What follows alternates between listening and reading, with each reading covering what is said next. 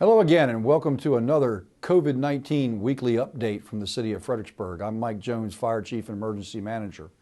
Well, let's talk about things that have gone on. We hope you had a good Thanksgiving holiday and that you're moving forward past that and headed toward the other holiday season of Christmas and Kwanzaa and Hanukkah as we move into those areas and the rest of the holidays that we have out there. Let's talk a little bit about it. One of the big topics that you've heard over the last couple of days is omnicron. And that is the new variant of concern produced by the World Health Organization or the WHO. We really don't have a lot of information about that. We think that it may well be in the United States, but we're not sure. We haven't necessarily come up with any definitive cases yet. We do know there are some in the European countries, in Israel, in Canada, and other places, so we suspect that it's probably here. But we just don't have enough information to make a good identification of exactly what's going on with that, how infectious it is, how quickly it spreads. Is it worse than Delta, better than Delta, or the original version of the COVID-19 virus? We just don't know. So stay tuned as we get more information from the World Health Organizations and the Centers for Disease Control, or CDC. We'll let you know about those in the weeks to come as we talk about Omicron and the latest variant from the COVID-19 and the various mutations that can come from that. As far as our statistics to go, we're still in the plateau area in the Rappahannock Area Health District.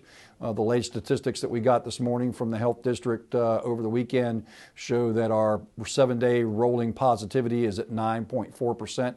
That's down a little bit from what we had last week when we were up in the 10% range, a little bit higher than we were about 3 weeks ago when we were in the upper 8s. So we've kind of plateaued in that area, and we kind of match what goes on in the state. While we're about 3 points higher than the state average, overall, they're bouncing between the upper 5s and the lower 6s. Today's numbers were at 6.1% for positivity.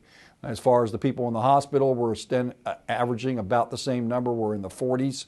We were down around 40 about 2 weeks ago. As of yesterday, we were at 48 people with COVID-19 in the area hospitals. That includes Stafford Hospital Center, Spotsylvania Regional, and of course, Mary Washington Healthcare. As far as the city of Fredericksburg goes, we have not had any new cases for several days, so that is positive, and that's a good sign that we haven't had any in the city. We are still looking at testing, and we're still looking at vaccines. Testing is available at most pharmacies. You can also get rapid tests done at urgent care centers and probably your primary care physician. So if you need to have testing, we'll certainly encourage you to go get testing. If you have any signs or symptoms of COVID-19 or feel that you might have that, by all means, go get a test. The PCR test, the one that is the swab in the nose or nasal cavity, is the best. But a rapid test can give you some level of comfort if it comes back negative or can confirm a positive case. Also, vaccines are very good. In case you have not heard, the CDC did approve boosters for all ages of adults. So basically, if you're an adult, you don't have to be immunocompromised or a comorbidity or anything like that. If you want to go get a booster, you've had your 2-shot regimen from either Pfizer or Moderna or your 1 shot from Johnson & Johnson, go get your booster. They're available at pharmacies throughout the region. They're available at primary cares. They're available at urgent care centers, and you can also go to the Community Vaccination Clinic, which is at 1877 Carl D. Silver Parkway out in Central Park, and they're open from Tuesday through Sunday from 10:30 in the morning until 7 at night, and you can go out there and get your booster shot there.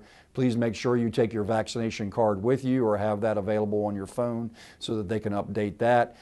If you want to get your child immunized for their first set, ages 5 to 11, it's best to call and make an appointment, although they do accept walk-ins. Probably make an appointment, and you'll definitely have to have a parent or guardian with them in order to get that booster shot. Those are the information we have so far this week. We'll see you again next week. Thank you.